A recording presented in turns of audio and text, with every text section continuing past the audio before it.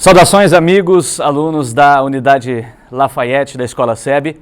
Esse é o nosso vídeo inicial, dessa série de vídeos, tá? Suporte a vocês nesse momento de estudo mais concentrado, mais individual. E nós vamos começar falando sobre estrutura mórfica ou estrutura de palavras.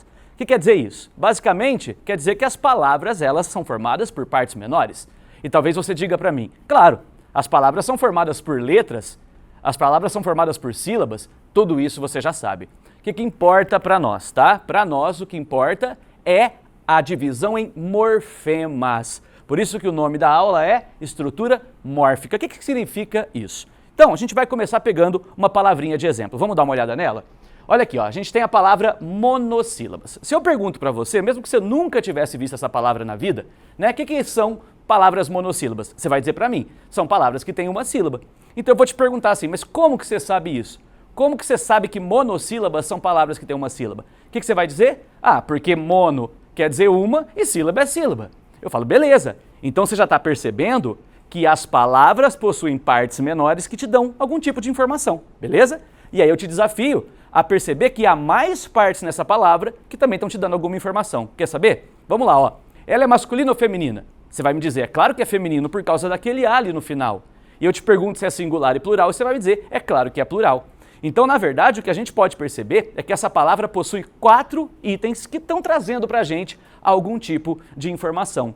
Então, presta atenção, meus amigos, cada parte da palavra que te der algum tipo de informação, você separa e chama de morfema. E aí não importa o tamanho, não importa se é maior, se é menorzinha, o importante é te trazer informações. Então a gente pode ver que nessa palavra nós temos 4 componentes que te dão algum tipo de informação. O mono quer dizer uma, sílaba é sílaba mesmo, o A é feminino, o S é plural, ou seja, essa palavra é formada por 4 elementos significativos. Esses elementos significativos são os morfemas. O morfema é cada unidade da palavra que expressa um significado, beleza? Tranquilo. Só que os morfemas se dividem em 2 grandes papéis, 2 grandes funções. E é importantíssimo que você consiga diferenciar as funções dele. Para fazer isso numa palavra bem mais fácil, a gente vai dar uma olhadinha agora, ó, na palavra florzinha. Eu pergunto para você, o que é florzinha? Num sentido não metafórico, no sentido literal. O que é florzinha? Você vai dizer para mim, florzinha é uma flor pequena. Aí eu pergunto, de onde você tirou isso? Você vai dizer, flor é flor e zinha é pequena. Olha que curioso quando você diz assim, flor é flor. Então você está dizendo que esse morfema tem um sentido próprio, que remete a algo do seu universo. Flor é flor. E aí você vai me dizer que esse zinha é pequena. Então você está conseguindo perceber rapidamente aqui, ó, as 2 funções que os morfemas podem ter. Alguns morfemas têm significado próprio. É o caso do primeiro, flor. Se eu peço para você fechar o olho e pensar numa flor, você pensa. O segundo morfema, que é o zinha, ele não é um morfema de significado próprio. Ele é um morfema, ó, agregador de sentido. Então, eu peço para você fechar o olho e pensar em zinha. Só nesse elemento. Você não vai conseguir, porque para você poder usar esse zinha, ele tem que estar agregado em um outro morfema. Percebeu? Então ele é um morfema agregador de significados. Vamos fechar assim, amigos? Ou você vai ter um morfema de sentido próprio, ou você vai ter um morfema agregador de significado. Beleza? Esse morfema de sentido próprio é o mais importante para nós. Por quê? Porque ele vai ser base para você formar uma série de outras palavras na língua. Então é desse morfema de sentido base, desse morfema de sentido próprio, que vão sair todas as palavras que nós usamos. Então vamos dar uma olhada agora no quadro. Por exemplo, ó, se eu pegar esse morfema base da palavra florzinha, eu formo uma série de outros termos que vão partir dele. Certo? Então ele acaba sendo uma espécie, olha só, olha a palavra que eu vou usar, de raiz para toda a palavra. É ele que dá sustentação para toda a palavra. E se ele é a raiz da palavra, ele é o radical. Beleza, amigos? Então, radical é esse morfema de significado próprio. Ele serve como base para você formar outros termos. Beleza? Mais uma coisinha importante. Note que o que essas palavras todas têm em comum? Todas elas têm o mesmo radical. Ou seja, todas se originam do mesmo termo. Isso significa que elas são, preste atenção nesse termo, ó, elas são cognatos. Se o vestibular falar para você em cognato, ele está te dizendo que essas 2 palavras, 3 palavras que ele está analisando ali, todas elas possuem o mesmo radical. Beleza? Tranquilo? Muito bem, o radical é de longe o morfema mais importante, só que tem outros morfemas que você precisa conhecer. Eu destacaria claramente para vestibular os afixos. Então vamos voltar aqui para o slide? Dá uma olhadinha, ó. Os afixos são elementos que você vai agregar no radical, beleza? E esses elementos podem ser afixados antes ou afixados depois, mas aí o nome muda, beleza? Se você afixar antes, é o prefixo. Se você afixar depois, seria o sufixo. Tranquilo? Vamos dar uma olhadinha em duas palavrinhas aqui, ó. Então, na palavra florzinha, além do radical flor, eu tenho o sufixo, que é o zinha. Em desflorir, eu tenho os dois elementos. Eu tenho o sufixo ir, mas também tenho o prefixo des, beleza? Atenção para mim, amigos. É o seguinte, se o vestibular falar em prefixo, você só olha antes. Se ele falar em sufixo, você só olha depois. Mas o mais comum é os caras falarem assim, ó, indique o valor que os afixos atribuem ao termo. Se ele falar em afixo, é para você olhar dos dois lados. Beleza? Tranquilo? Maravilha. Vamos voltar para uma palavra lá do começo da aula? Então o que a gente pode perceber aqui, ó?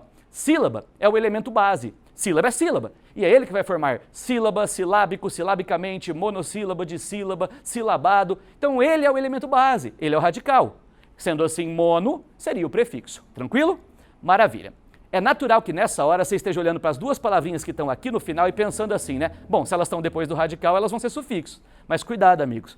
Como esses dois elementos aqui no final da palavra, eles na verdade são utilizados para indicar que essa palavra flexiona, a gente não vai poder chamar isso de sufixo.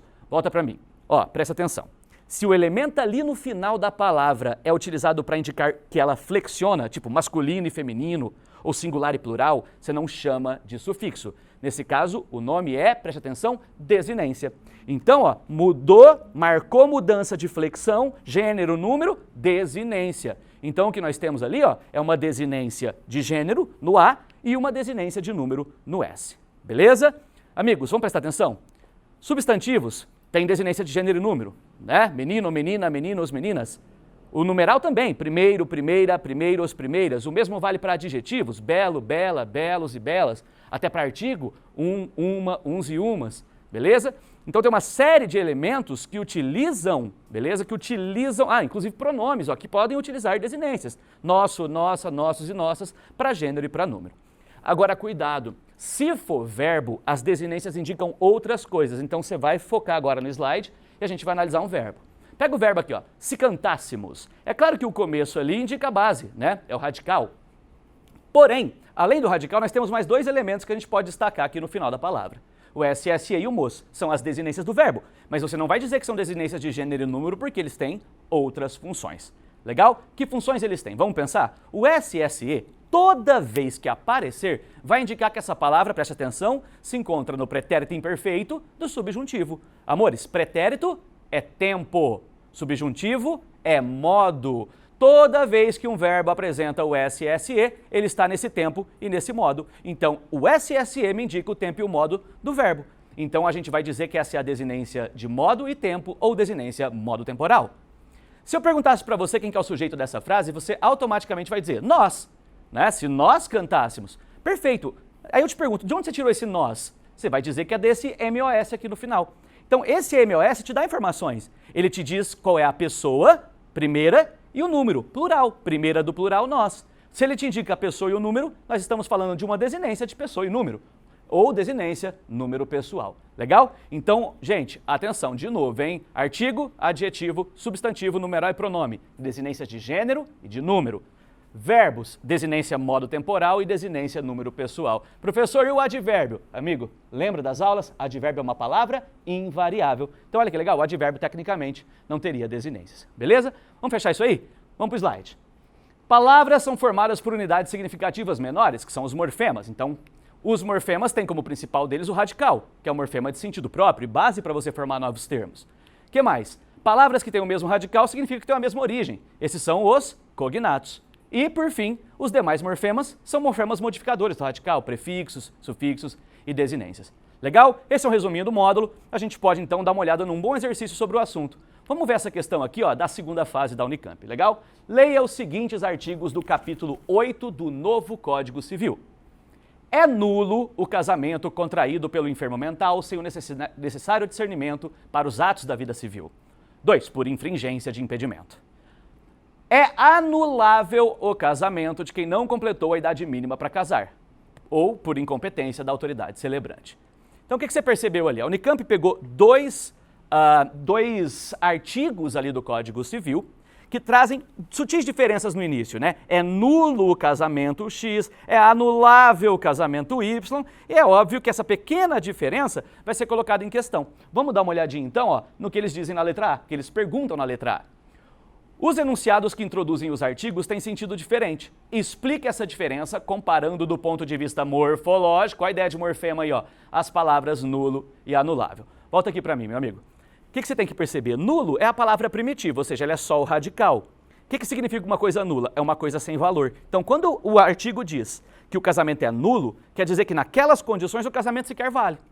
Só que também há a possibilidade de que o casamento seja anulável, ou seja, ele até vale, mas ele pode vir a ser anulado em algumas condições. Nulo é o sem valor, e o anulável é aquele que pode vir a ser anulado. Legal? Essa diferença do ponto de vista morfológico se dá como? Você só tem que perceber o seguinte, anulável vem de, adivinha, nulo. Então você pega o nulo, que é a base, adiciona um elemento antes, que é o a, adiciona um elemento depois, que é o vel, e você cria a anulável. Opa, um antes, um depois, prefixo e sufixo, que são agregados aí ao mesmo tempo.